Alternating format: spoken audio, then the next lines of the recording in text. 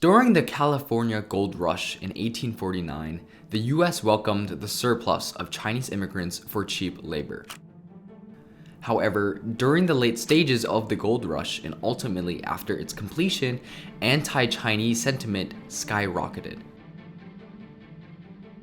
White Americans and European immigrants frequently ridiculed the Chinese as the Chinese were minorities and economic competitors. Chinese Americans experienced high amounts of discrimination, both on the state and federal level. An example is the Chinese Immigration Exclusion Bill passed in 1882.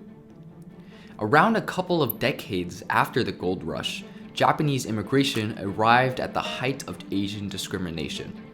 Like the Chinese, they arrived with very little money and worked as cheap labor. The anti-Japanese sentiments were very similar to the anti-Chinese sentiments. Alongside Americans, European immigrants feared that a foreigner, who they deemed unassimilable, would become too powerful. As a result, the US passed the Immigration Act of 1924.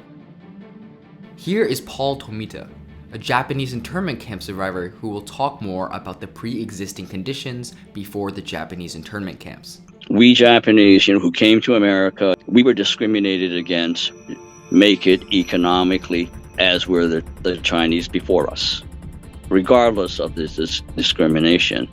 The beginning of harsh prejudice and racism had arrived. It wasn't until a little later that the accumulation of fear and competition would lead to the incarceration of thousands of Japanese Americans.